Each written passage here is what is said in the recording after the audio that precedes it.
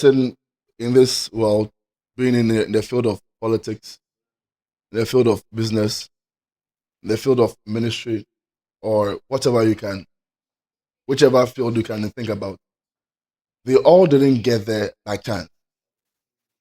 They all didn't get there by mere or sheer luck. They all got there through the means I call choices. You know, in as much as God has predestined us for greatness, He has purposed us for greatness. He has prepared a glorious future for us. How we ought to get there is dependent on the choices we make daily. Okay? So if you see someone who is doing so well in politics, in business, in ministry, it didn't just happen overnight. It happened as per the amalgamation of choices. All right? So I really want us to talk about choices because a lot of young guys think that I can just imagine, I can just dream, I can just think, I can just wish, I can just hope that I will be a billionaire, I will be a millionaire, I will travel around the world. But what is the vehicle that will take us there? Faith is important, belief is important. All these things are necessary factors. However, choices can't be downplayed. How are choices important? In Deuteronomy 30, verse 19, the Bible said that I have set before you life and death, blessings and curses.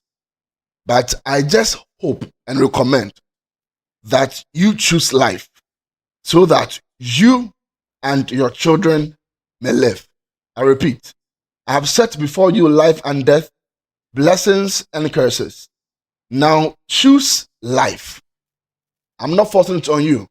I'm hoping and recommending that you choose life so that you and your children may live. So in other words, God is not imposing.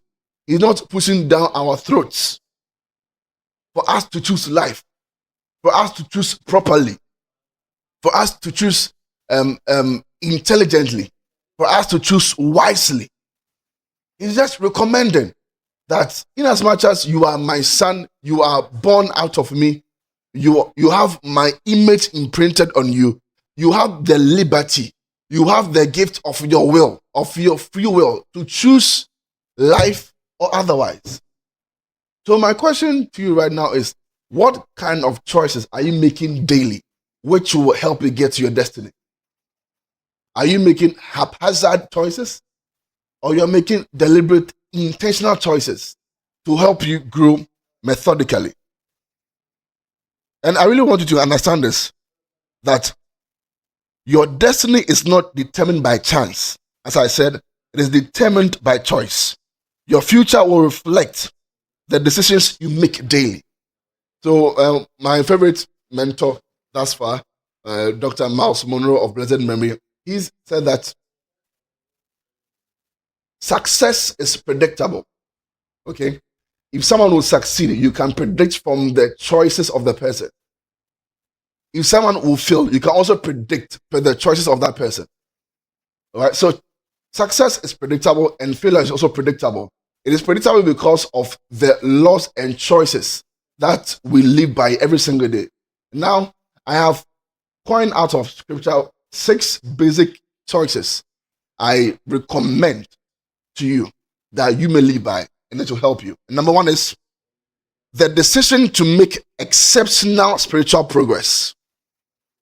In Matthew 29 verse 13, the Bible said that, in Jeremiah 29 verse 13, the Bible said that you will seek me, you will inquire for and require me as a vital necessity and find me only when you search for me with all your heart. So that means God is telling you right now that one of the choices that you can make, or you ought to make rather, for you to have a glorious and enviable destiny in your life, is when you make the decision to make exceptional spiritual progress. Listen, as young as you are, you can never make exploits in your life outside the context of Christ. That's why the Bible said that, how can a young man live his way pure? And it gives the answer. The answer is by living by the word of the Lord. That is how a young man is supposed to live. You can succeed and all that. Outside the context of scripture, you feel empty. That's why you see celebrities, they are okay, they are good, but there is some void in them. So spiritual growth is not automatic. It is intentional. You have to know God intentional, not by accident. You must choose to pursue him passionately. How do you do this? Build a daily prayer culture. Feed your mind with the word. And keep a company or a community that sharpens your fire. And I have this quote that says, a life without prayer will soon be a life of prayer. And number 2 is the decision to discover and fulfill your God-given assignment. In John 4, verse 34, the Bible said that Jesus said unto them, my meat is to do the will of him that sent me and to finish the work.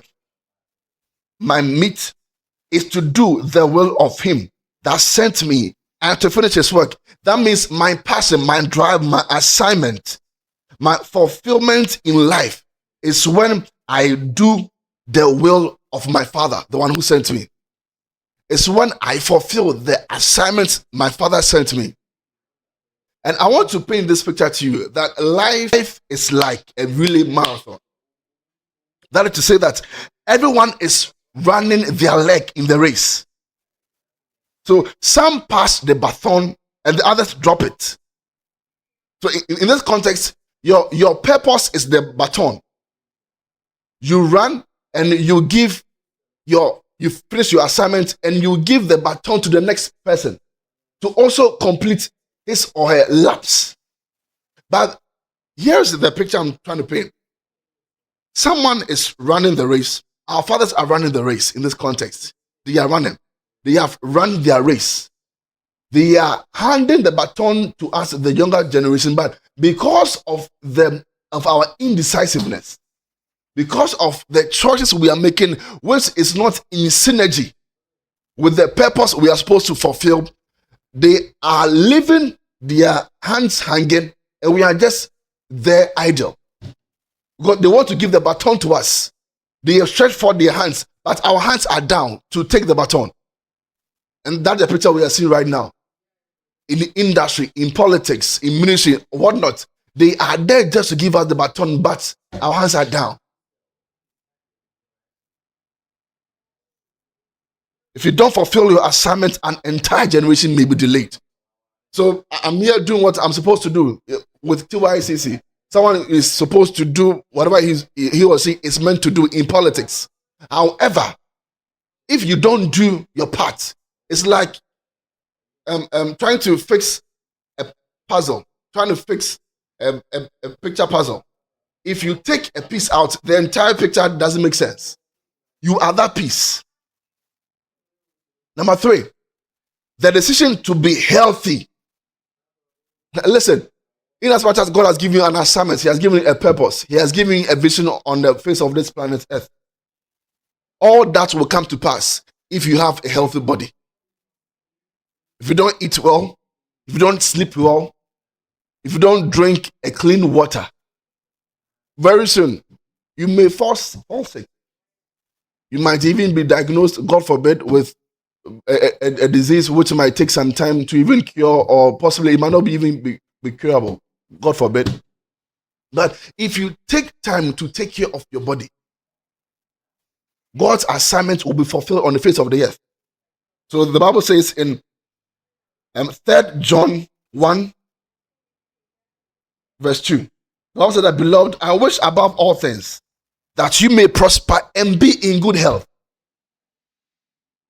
So my recommendation to you is not for you to just prosper soullessly, but for you to also be in good health body-wise. You can't fulfill destiny with a weak body. You need strength. You need tenacity. You need energy. The fourth decision is the decision to be financially independent. In Proverbs 22 verse 7, the Bible said that the rich ruleth over the poor, and the borrower is a servant to the lender. So have this intelligence, read books, have knowledge about how to manage wealth, how to manage finances. Listen, God will not give unto you what you pray for. He only give to you what you can manage. If you are praying for 1 million cedis and you cannot manage 1 million cedis, God will not give it to you. He will only give to you what you can manage. Learn how to manage finances. Learn how to build financial discipline. Number 5 is the decision to build quality destiny relationships. In Ecclesiastes 4, 9 to 12, the Bible said that 2 are better than 1. 2 are better than 1 in any context. In a relationship, at the workplace, in politics, in ministry, 2 are better than 1. Whatever you want to do, someone has been ahead of you. Someone has done better than you. Learn from them.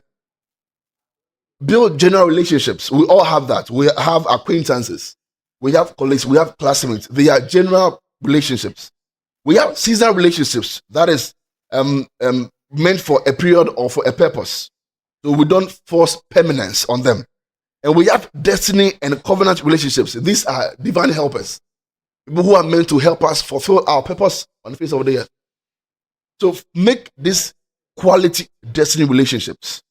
And finally, the decision to contend for superior belief system.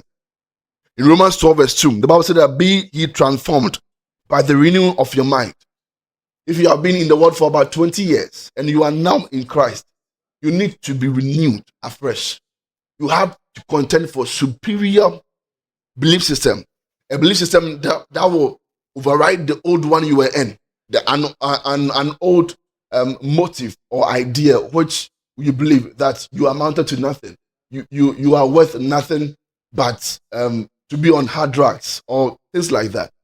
Contend for superior intelligence, superior belief system.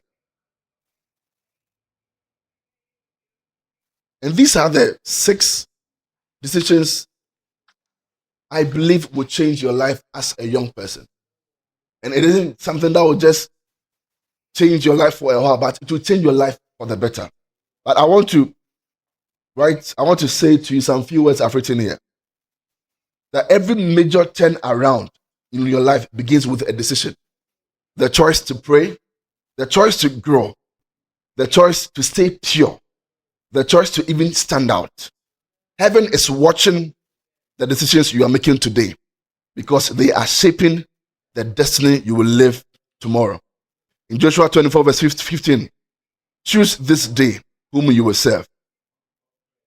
I really want to recommend these choices to you, that you imbibe them and have it as part of your life. This has blessed you as it has blessed me. Please, don't just learn this on your own. Kindly like, comment, share. Let others be blessed by this. Thank you so much. God bless you. Bye-bye.